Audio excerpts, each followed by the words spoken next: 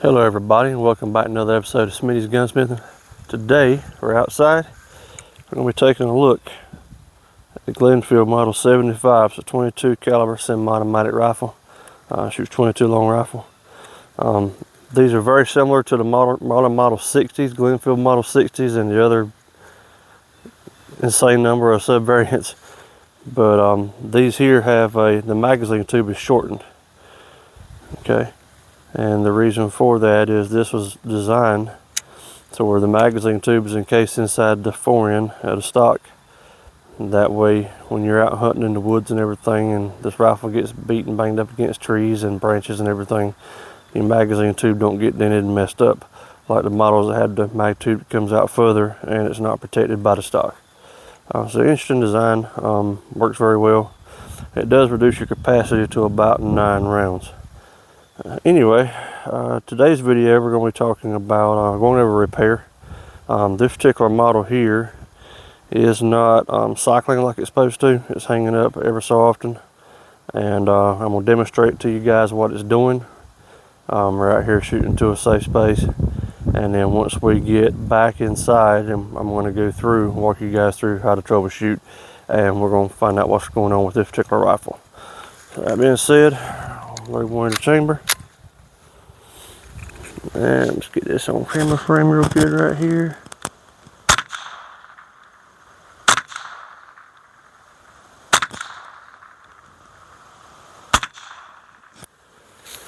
Okay, see right there? Fired about the first 3 or 4 rounds, I wasn't counting. And that one got caught up. Okay. And you see that one didn't want to feed quite right. And you see how slowly the bolt closed right there? That's what's causing an issue.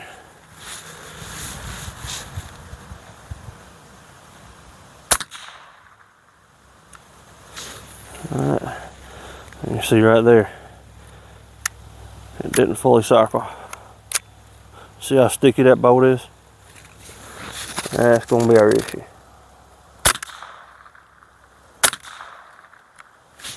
And again, bolt didn't close all the way and it didn't strip around. Okay.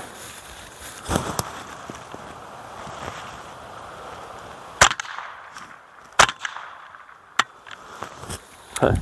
So you see we had 3 failures out of 9 rounds right there, and that's just unacceptable even for a 22 rifle. So going to end the video here, and when we pick back up, we're going to be back inside at my work desk, and we're going to break this rifle down and inspect everything, examine all the parts, and see if we can figure out what the issue is. See you guys later.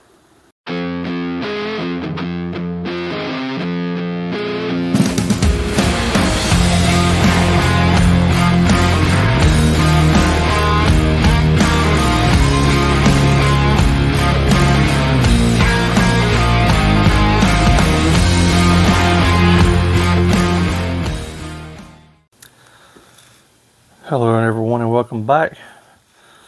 So after the initial test firing, come back in, I tore this rifle completely apart and checked everything. Cleaned it up. It was really dirty. Hadn't been cleaned in about a decade or 2. So I broke it all the way down, completely disassembled it, cleaned it, and reassembled it, took it back out and test fired it. I fired 2 magazine tubes of ammo through it, which equates to 18 rounds, and it cycled flawlessly, except for a minor issue with the ejection. As you notice in the first part of the video, it was having feeding issues and ejection issues. Well, I figured out the cause for the ejection issues, so I'm gonna finish breaking this down and show you guys how to disassemble the action, and then I'm gonna show you what I found. And we're going to talk about some ways to fix it. Okay, so I've already got these screws loosened up for sake of time, but you got 2 screws up here in the front locking lug of your or the front lug of your receiver. I've already loosened these up, pull those out. Now some models, these screws and stuff and your E-clips may be a little bit different. This gun was made in numerous different models by a few different manufacturers, or sold by a few different distributors. So you got your Marlin Model 60, you got your Glenfield Model 60, you got this Glenfield Model 75, you got the 99 M1, and just some other ones I can't even recall all the models. There's so many of them. Once you get this back screw out, just take a punch. Any punch will do fine. And this is a bushing. You just push that out, and you see how this goes. That's just it's basically like an open pin that the screw threads into from the other side. So it just goes through your rear holes of your Action and through the rear holes of your receiver right there. Alright, so set the Action out, pull back on the bolt and lift it up slightly. Your cocker handle will come out, and then you just clear this, and your bolt assembly and your recoil spring and guide rod will come out. It's a little tricky to get back in, but I'll show you how to do it a little bit later on. And I'm going to put this back together. And also, I stripped this bolt completely down, cleaned it thoroughly. I don't recommend you do that on a routine cleaning. However, with this rifle, I haven't been cleaned in a decade or two. It was pretty dirty, and I wanted to go and break it all the way down and clean it up, which I did. And I've already done that off camera. So I'm going to set the bolt to the side, set the barrel and receiver to the side. We're going to talk about the Action. Like I said, I think I mentioned it in the first part of the video. I can't remember, but this is the feed throat right here. This is your buffer. These are the two main failure points of these rifles. They're not bad rifles. I like them. I don't own one. I personally want to. If I can find a good used one on the market at not too bad of a price. But just know, this is the main two failure points of these rifles. Now, this one's easy to fix. You can buy these. This is the buffer. This is what cushions your bolt as it cycles rearward. They are prone to break over time. You can get these pretty cheaply, and you can still find them. Jack First Gun Parts actually makes these and sells them. I want to say last time I looked, they're around $7, $8, $9 a piece plus shipping and handling. So they're not too difficult to obtain, not too expensive. The feed throat, on the other hand, is a whole different matter. They're not made anymore, and there's an old style and a new style feed throat, and an old style and a new style bolt.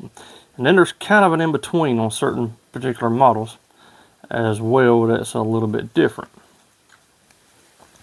And I'm going to insert some photographs into this as I do my editing for the video to show you guys what the different styles look like. I can show you on the bolts right now and the feed throat. So this feed throat here, you've got the ejector right here that's molded into the feed throat. Let me try to get this on camera better. Okay. So right here, this is your ejector that's molded onto the feed throat. Okay.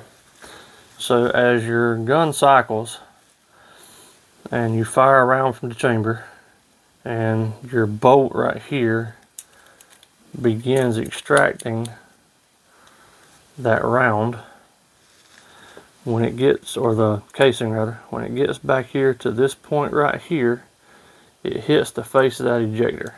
Okay, and this is kind of hard to hold together and show you, but it hits the face of the ejector right here, and that's what kicks the fired shell casing out to the right, out your ejection port. That is a known failure point on these feed ramps. This is some type of pot metal. I'm not sure exactly what the composition is, but it's a rather soft, brittle, metallic mixture of something. Kind of puts me in the mind of pewter in a way, mixed with some aluminum and zinc and who knows what else. But anyhow, these will break over time. When this breaks, the rifle will no longer eject the fired shell casings, and you're going to have it start jamming up. You can still find these feed throats, but usually when you find them, you will find them in an assembly like this, just another Action assembly. And this is one I actually purchased, and this has the new style feed throat. you notice on the new style, you don't have the ejector molded into your feed throat. You have a notch cut inside the feed throat right here, where this spring rests in, and this spring bends forward right here, and this this spring right here is what acts as your ejector and kicks your fired shell casings out. This design works way better. They used to sell feed throat conversion kits that you could get fairly cheaply, but these guns haven't been produced since I want to say, I'm not even going to say, I'm going to be guessing at this point. It's in the 90s or early 2000s is when they stopped producing these rifles. And the feed throats were on the market for several years after that, but most of them have been bought up. Feed throat conversion kits, which consists of the feed throat, I think the lifter and the spring, if I remember correctly, because the springs are different right here.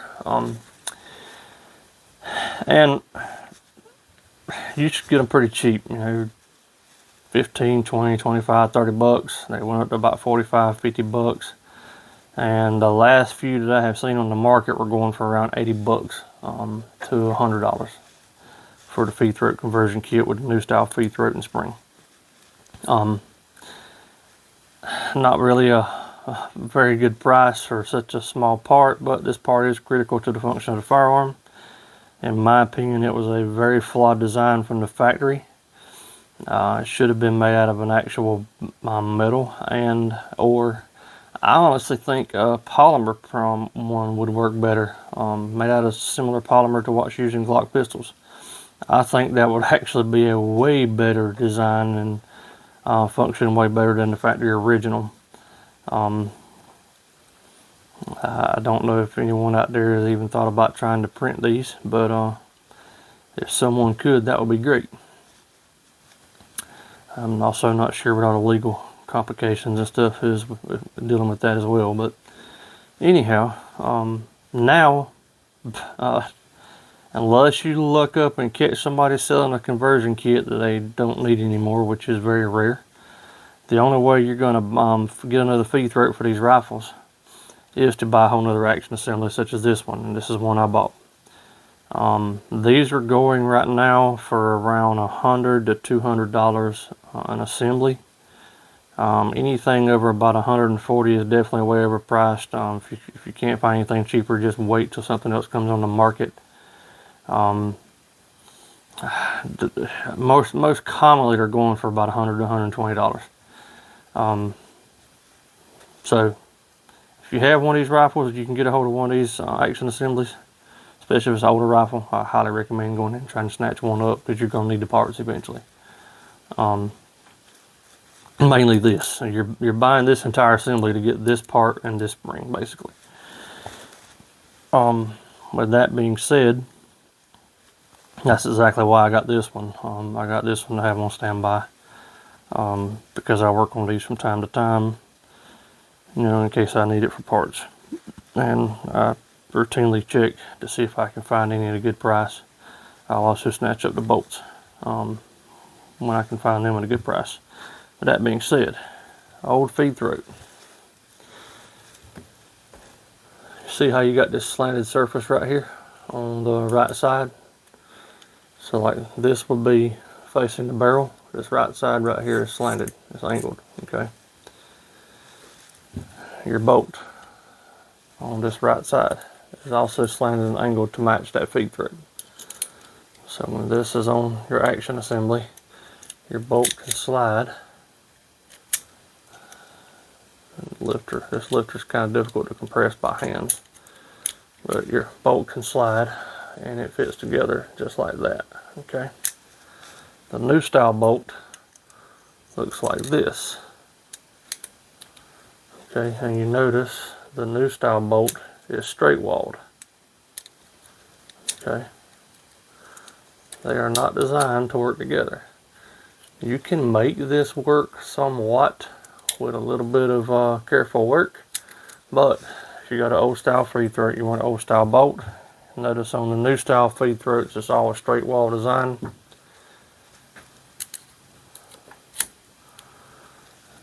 and it fits together like a glove.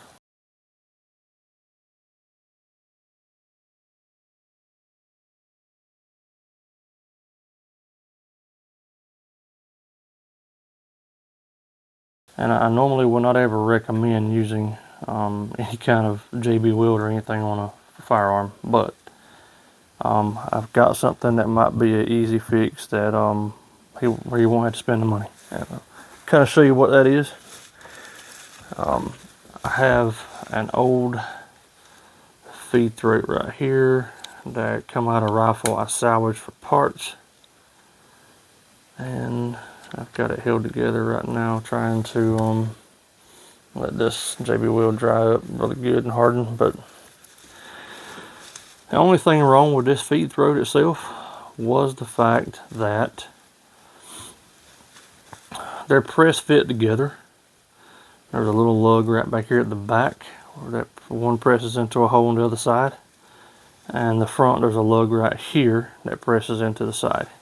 And over time and use and heat and everything that's building up, it had wound up breaking this lug up here, and it wouldn't stay back together right.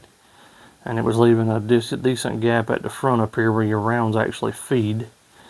And the lifter was pushing up one side of it, the right side of it, and keeping it uneven. Well, you can't really weld or braze or solder this because it's pot metal, and it can't withstand that kind of heat. And this is one of the designs. This is kind of a in-between design between the new style and the old style. I'm not sure when they actually did this. This is the only one I've ever seen this way.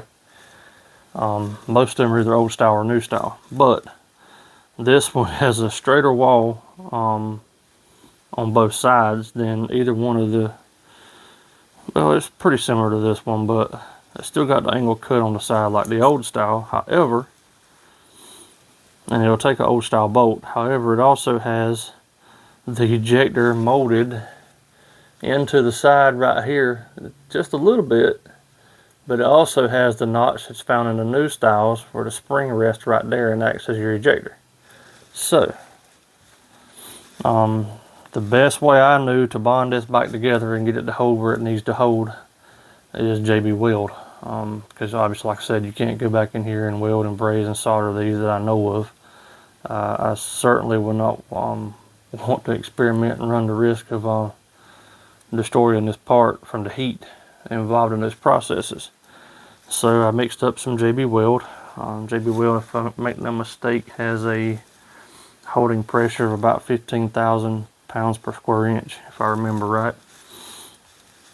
So I put enough here on the surfaces where these two join together, in between them, and pressed them together and leaked it out to where that it should bond these back together very well and hold them just fine.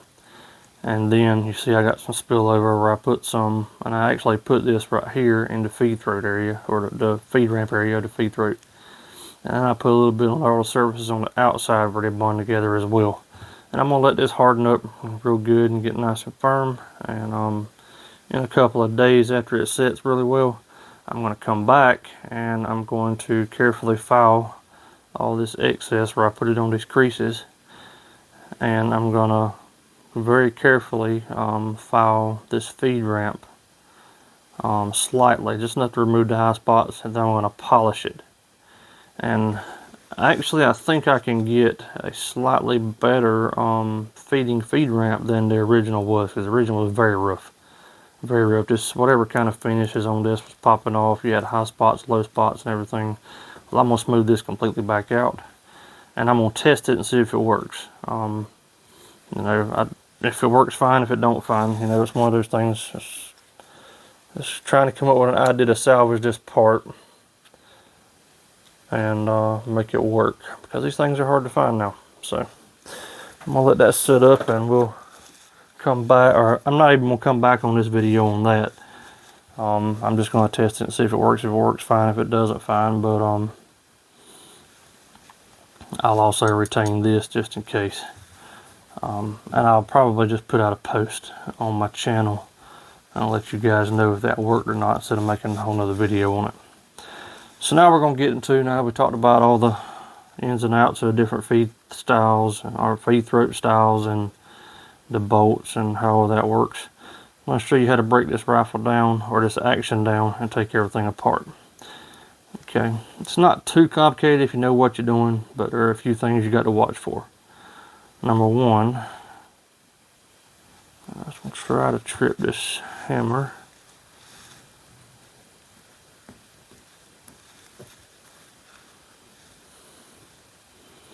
It's a little easier said than done.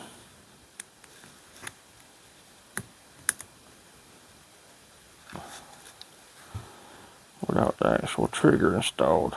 There we go. Okay, so if your hammer is up like this, it's not cocked. First thing you want to do is cock the hammer. Just push it to the rear, the sear will engage it, and it'll expose this little hole right here. Hopefully you can see that.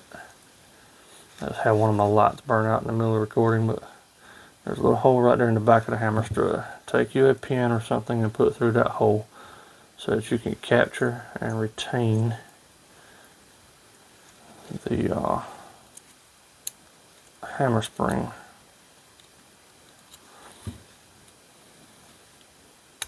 Okay. And now that I've got that, I'm going to bend it together just to make sure it don't come apart. And try to keep myself from sticking myself as much as possible with that needle, which I've already done like 5 times already. So, okay. All right. Now that you got that off, you want to come here and you want to release some spring tension. This is your lifter spring right here. And just take something and push it up and out of its notch. That notch is right there just behind the feed throat. Okay, so once you get that out, you're good to go. And I'm going to try something real quick right here. There we go. I'm getting a little bit more light. Okay, so right there's that little hole. Right there behind the feed throat. Okay. I made this screwdriver. I'll try to get it real focused. You can see I just ground this down and then I filed on, or actually cut a notch into it with a Dremel tool. So that allows me to hook onto these springs very easily and movement. It's going to be very useful after a while, and I'll show you where. So I got that spring loose. Now I'm going to take my sear spring right here. Sear springs in this little notch right here. I'm just going to lift it up and out of that notch. Take the tension off of it. You could also do the disconnector spring right here at the very back. I'm not going to do that. The way I'm going to take this apart, I don't really need to. The big thing to remember is make sure you've got the hammer spring captured with something going through this hole in this hammer strut. Because it is under a lot of pressure and it will go flying, and if it hits you in the eye, it could injure you. I'm going to take this E-clip off right here on the right side. And you want to hold your finger there so it don't go flying. You just take your flathead screwdriver and just pop it right off. Put it somewhere where you won't lose it, because these things are incredibly hard to find if they get dropped or knocked off your workspace or whatever. Alright, so I'm going to hold my finger here. I pried the front up a little bit. I'm going to hold my finger right here on this hammer strut and lift the right side plate off. And you're going to see your hammer and stuff tries to jump, and it can pop out still on the way it is. Alright, I'm going to take my lifter and lift it up slightly and rotate it downward, and it'll give me just enough room to slide that notch out from inside your feed throat. Set it to the side, take my lifter spring, set it to the side, take my hammer strut and main spring assembly out, set it to the side. I'm going to take my sear and sear spring out, set it to the side, and there's a disconnector right here. This is the disconnector spring. These are the two I did not remove, or the spring I did not remove.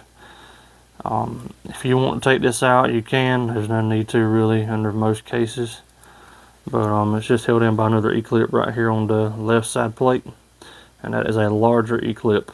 That's all the way at the very, so the furthest E-clip to the back, and it is larger. So that helps you distinguish it. And then your buffer will just slide right off this little pin right here at the back. Okay, and to reassemble it, it's reverse order. I'm going to take my hammer and hammer strut, slide this over this pin right here, and get it all the way down. And then you're trying to get this to turn. It's under a lot of pressure, so it's kind of not wanting to cooperate. That's the only downside to using a safety pin, is they kind of get all in the way. So I tell you what,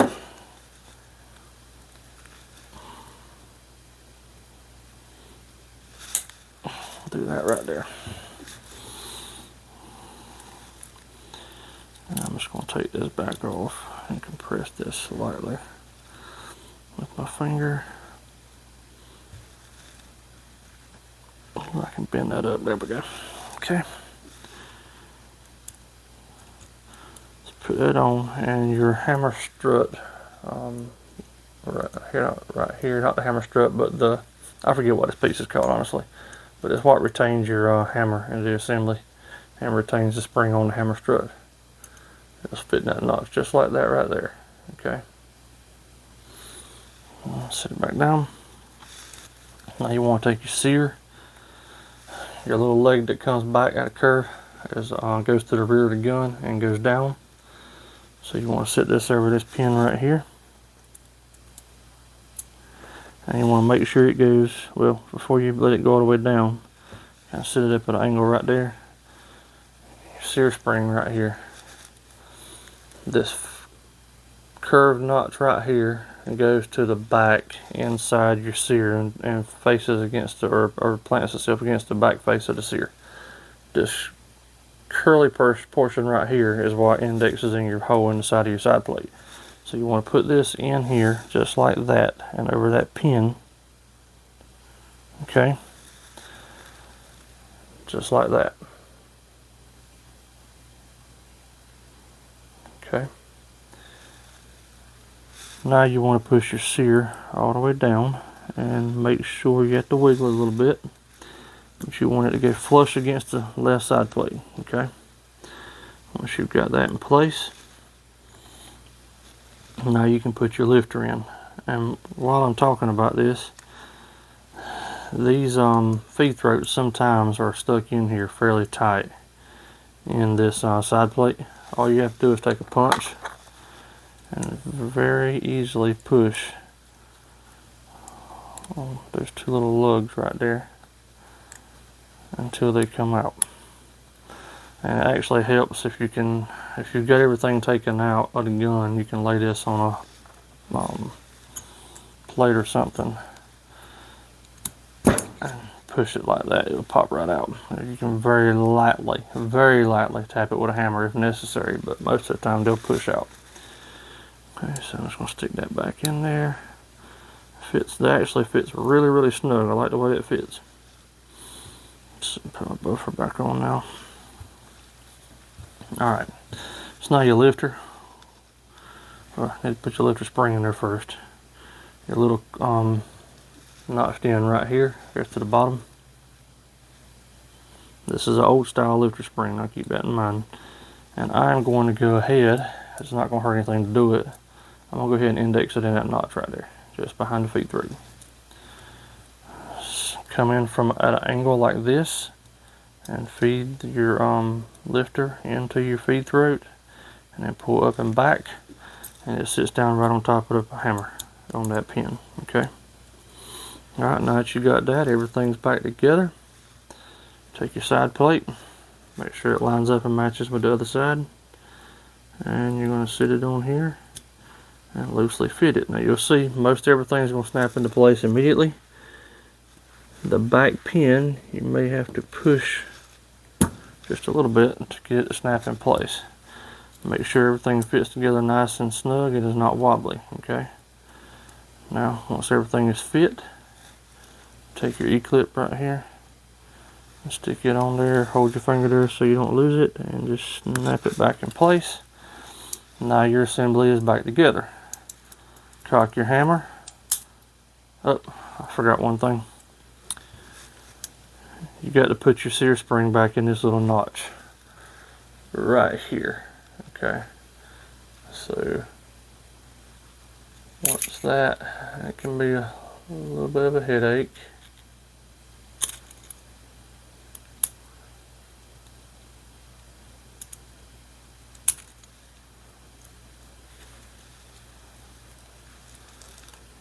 Okay, might be actually easier to put it in with your finger. But once that's in place, now you can cock your hammer and your sear will catch your hammer and hold it back. Now you can remove your safety pin or whatever you used from the hammer strut. I'm going to use a pair of pliers to grab that and pull it out. Okay.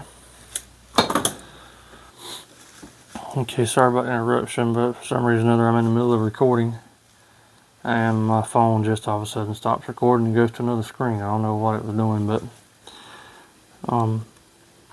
so after you get your sear spring indexed, and this is where the notched screwdriver really comes in handy. You come right here and just push on this lifter spring and push it to the left and down. And what you're doing is you're pushing it down and up under the lifter. Like that. Okay? The notched screwdriver really comes in handy right there. Excuse me. And so now that's done. You're going to take your bolt assembly,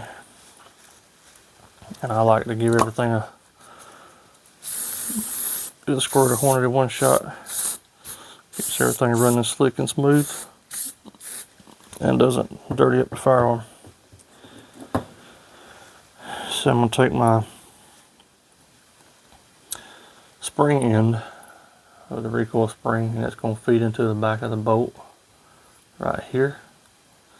Alright, and then the recoil rod right here, or guide rod rather, is to the rear. That rod, that little notch on that rod, or a little tab on the rod, is going to index right down in here. I'm trying hard to see this and show you, but right there. There's a little notch right there, you'll see, that's where the index is. So you're going to sit this in there, index that into that notch, and that's going to look just like that. But now you see how it's wanting to bind. Okay. So what I do is I take my fingers and I kind of support it until I get it to where it straightens up, and just push it back and all the way down. Okay. Now when it's flat in the receiver, you're going to pull back and let it pop up. Take your charging handle, bolt handle, whatever you want to call it, put it in there, and now you're going to lift back and drop it back into place, and that indexes your bolt handle, and everything will cycle like it should. Okay. Whoops, I let it fall back out. If you rack this much without that in place, or without the action in place, it'll drop down and it'll release that again. But alright, so now that I've got everything back together, I've got my hammer cocked. I'm going to press this back in, just like that. Now bear in mind, it's going to be a little difficult to seat it because you're having to compress that lifter against that lifter spring. So the way I found that works the easiest, let's go ahead and push the back down and put this bushing in. Okay. Then I press on the front.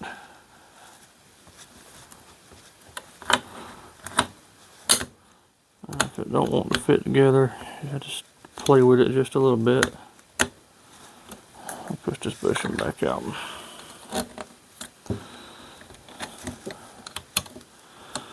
Okay. I'm just going to start with the front screws first. That's the easiest way. So just hand start those screws in place. You don't have to tighten them all the way, just so you're holding it. And it's also always best to hand tighten the screws to start with anyway, so you don't strip them. Alright, so now you're going to see that the rear still wants to pop up. Push it down and pop your bushing in the back. You have to play with it, wiggle it a little bit to finally get it to seat all the way. There we go. And you can start this screw here in the rear.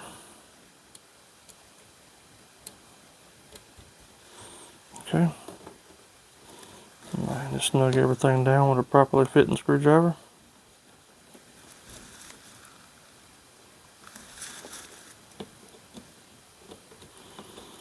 Start out easy, so make sure you're not cross threading anything.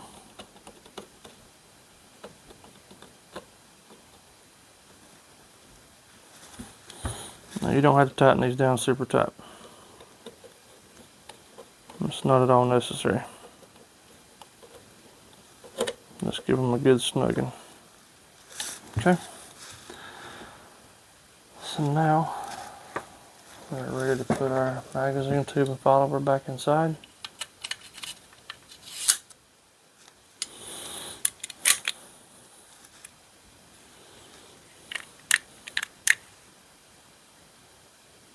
And the action is back together.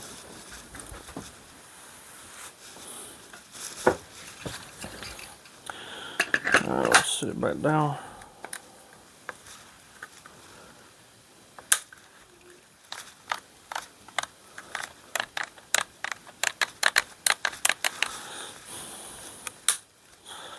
Oh, I seem to have a little problem.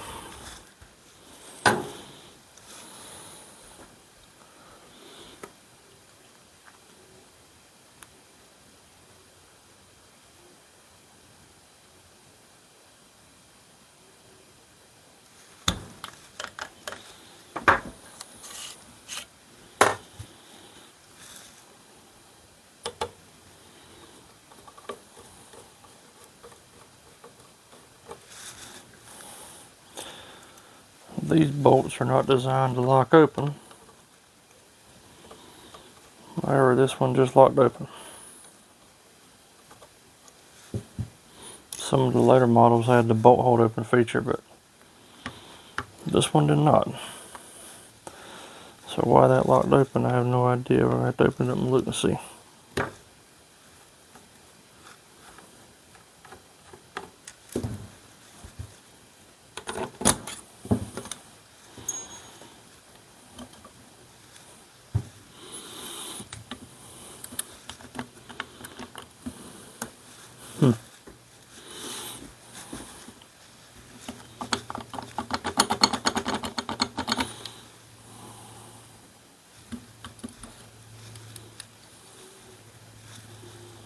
It's absolutely something with the recoil spring.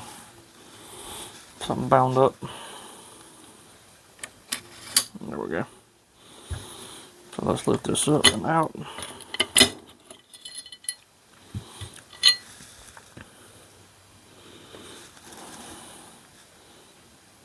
There's nothing in there. It may just be that it didn't quite seat right, or that pin tried to snap out, I'm not sure. Or maybe the spring bound up inside there. I said they're difficult to get in without that spring trying to bind, so that may have been what the issue was. Okay. Everything looks nice and straight. The guide rod's not bent or warped, so we should be good to go.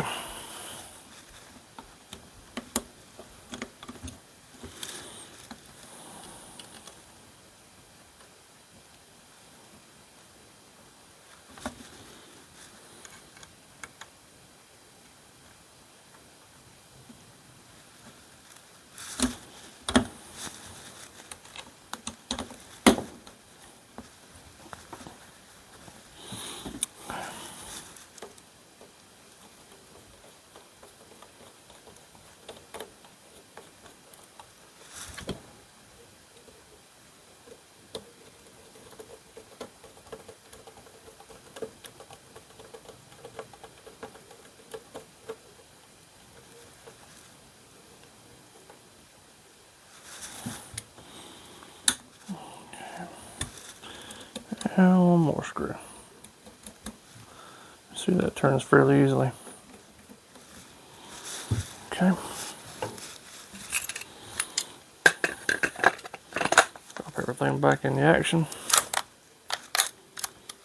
Trying to lock back up and again. one time. It's that recoil spring binder.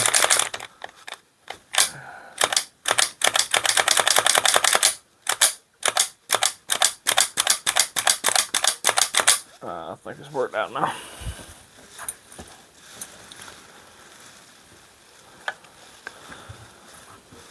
Got big screw goes here at the front.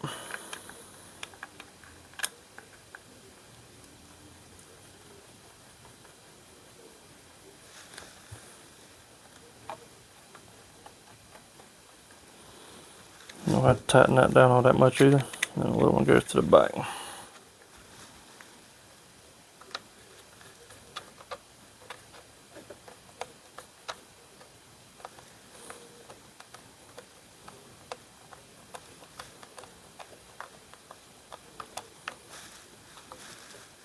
Okay. I'll slide our barrel band back over and start this screw in. This one will be a little difficult to start sometimes, but once you get it, it'll go. You usually have to turn it a lot further than what you would expect.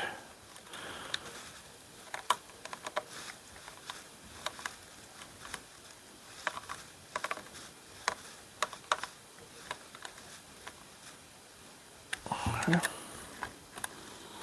Now that's retained. And the rifle is back together.